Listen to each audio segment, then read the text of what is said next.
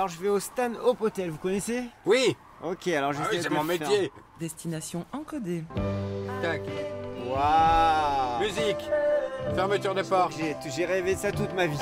D'avoir un chauffeur de taxi qui met d'écouter des émissions improbables, je dirais pas lesquelles.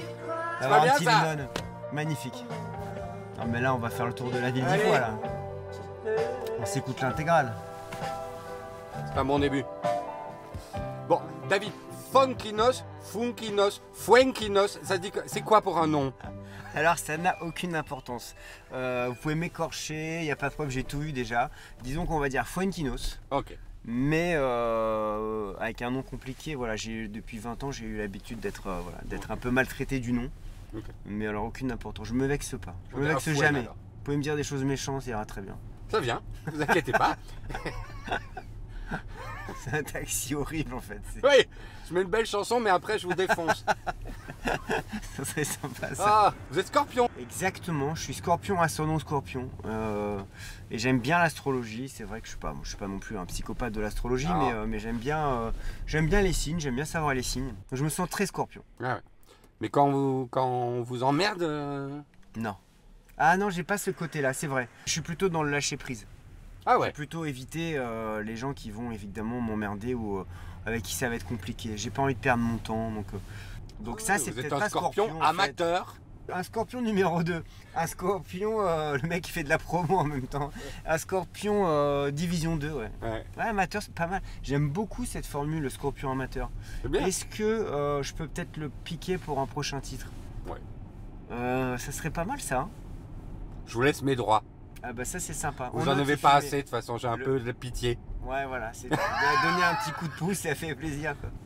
Je suis très content parce que je pensais que j'allais m'emmerder pendant 1 heure, qu'il allait rien se passer. Et voilà, je repars avec un titre. Ah, c'est ce qu'on vous avait dit ou quoi?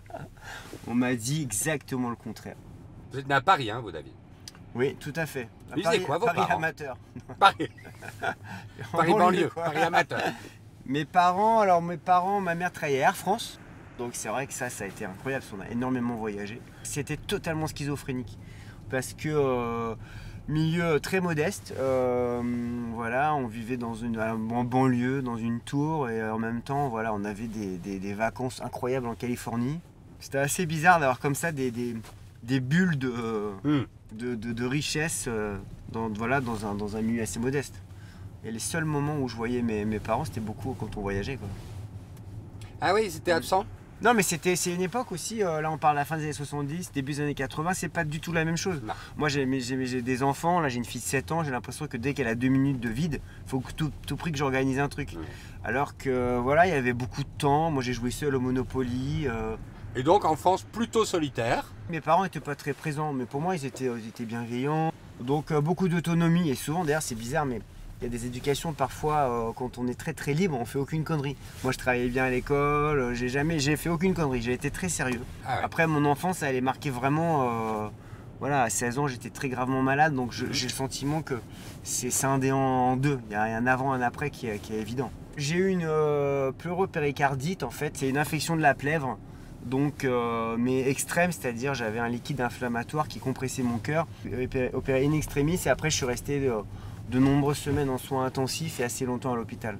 Donc ça a été, et puis j'ai eu juste avant l'opération une expérience de tunnel, de descendre et de remonter à la Ah ouais. fin. Ouais, Carrément. j'ai mis beaucoup de temps à raconter ça. Et ma mère était témoin de ça puisqu'elle était à côté de moi et je suis descendu dans le tunnel. Ah ouais. Un tunnel et à un moment donné, je ne sais pas pourquoi, je me souviens tellement précisément des choses, je me suis arrêté et je suis remonté.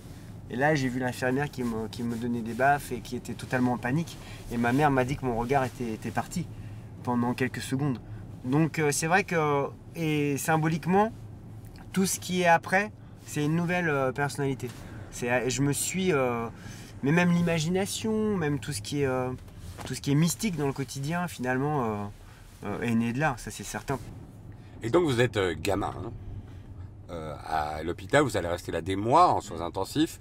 Et c'est vraiment là que vous allez commencer à lire, alors que vous lisez pas jusque-là. Et que... Oui, alors après, c'est pas une révélation littéraire, c'est aussi une contrainte d'époque. Bien sûr. En 1900... Il n'y a pas Internet. Et voilà, enfin, j'essaie toujours de me dire si ça m'est arrivé maintenant, à 16 ans, j'aurais Internet, j'aurais Facebook, je discuterais, je serais au téléphone portable, je regarderais des films sur Netflix.